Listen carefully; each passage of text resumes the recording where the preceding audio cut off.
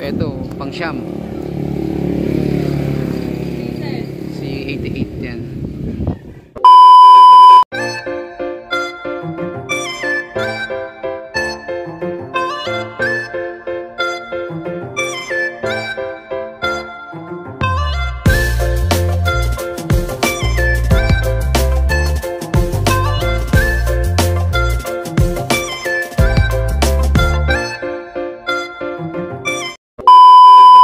Magandang umaga mga kaburto. Ngayon guys, Friday, ayawangan natin para sa ating Pila Laguna to. So meron tayong 13 birds na itinos. So time check, it's 7:45. Nirelease yung ibon natin ng anong araw ko? 6:30 AM. So yun nga mga kaburto, no?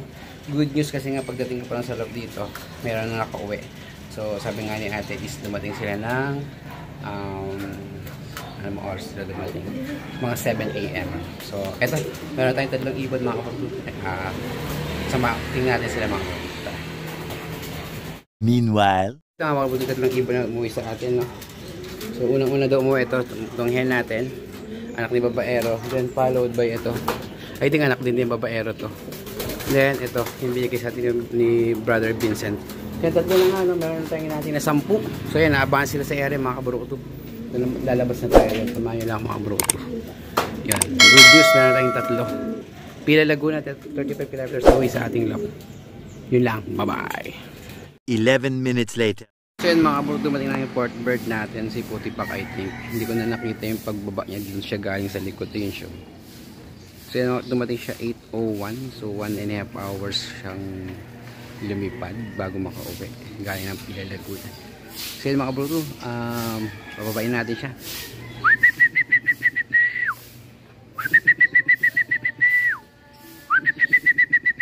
Port bird natin si Putipak. Oy, parang may isa pa. Tingnan natin, parang may kasabay siya dito. Si Putipak yan. Tama pa si Putipak pa yan. Ayun, may isa. Pip bird natin, dito kaya yun. Sabay lang silang dumating.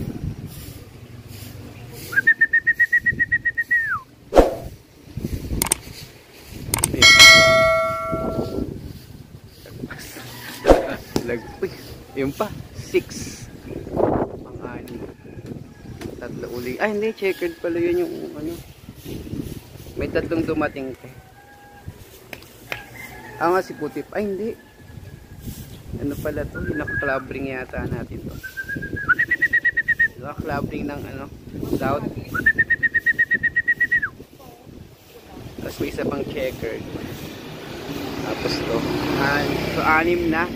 Meron na tayong 7 inaantay. Si Dagit pala yun. Si Dagit pala yung pang-4.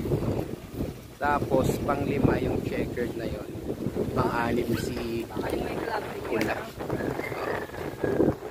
Mga pruto. So abangan natin yung iba. Ayun, may nakita pa akong isa. So ang datingan nila tatlo. Ayan. So 7 na lang inaantay natin mga kaburukot. Babayin natin sila. Tara. A few moments later.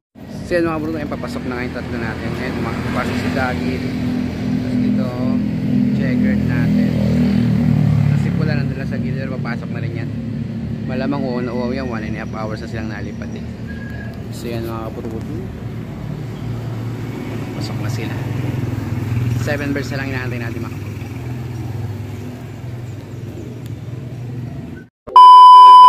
Ako na yung ika-7th bird natin, parang si Golden, another anak ni babaero.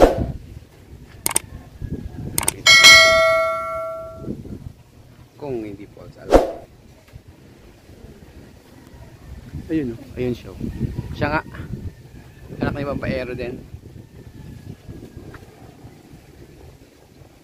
Saan na siya?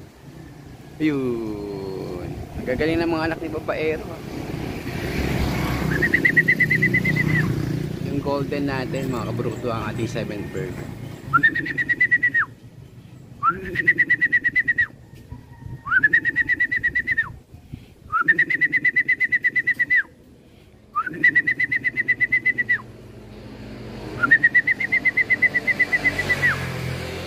Si Pula bumaba. Ayun no. Ayaw pa niya bumaba. So, antayin na lang natin mga kabruto. Tara. A few moments later. Yun, kabruto, nakita ko ng 8 bird natin. I think si Grisel. Yun, si Grisel nga pala. Ah, hindi, si ano. Yung anak ni babaero. 8 bird natin, anak ni babaero. Pulang singsing at puti na Philippines. Ayan. Ay, hindi. Ay, hindi, nakaklabring yata to. Ay, hindi, tama. Yun nga. Yung anak nga, di ba? Hindi, anak ni babaero. Yung asawa niya. Yung asawa ni Clavo. Oo. So, yan mga kabruto. Meron na tayong inaantay na 5 birds na lang. So, yan. So, abang-abang pa tayo mga kabruto. Time check, it's 8:50 AM. So, yan. Medyo maaraw-araw na kaya nahihirapan na sila. Tamahan nyo pa rin ako mga kabruto. Bye-bye. Ito, pang siyam. Si 88 yan. So yun, meron na lang apat na lang din, no? Apat lang inaantay natin. Nag-ano ka pa din ang bitaw? 11 minutes later. So yun, kabruto, dumating na yung ika-10th bird, si Grisel, anak ni 88. Walang naramdaman yung pagdating niya kasi nagsiselfone tayo.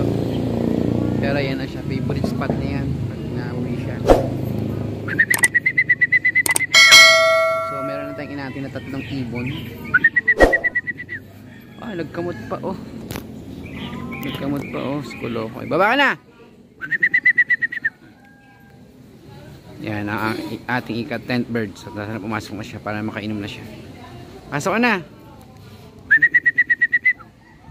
So yun mga kaburkutu, 3 ibon na lang inaantay natin. Konti na lang.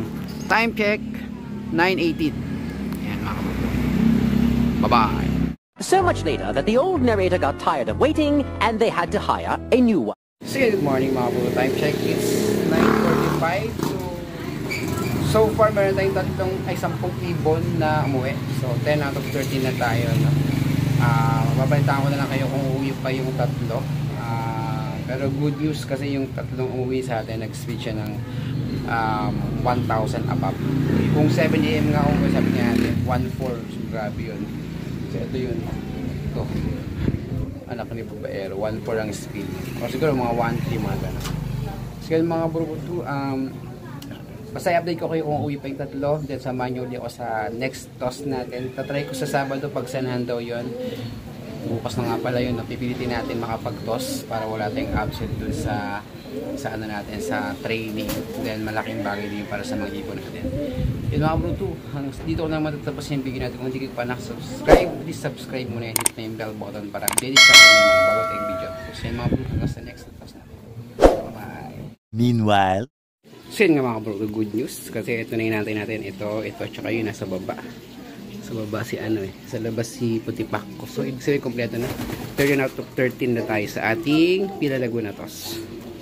So yan mga kabro. Ibig sabihin, kompleto sila sa next na toss. Ayan lang. Salamat sa kasama ulit. Bye bye.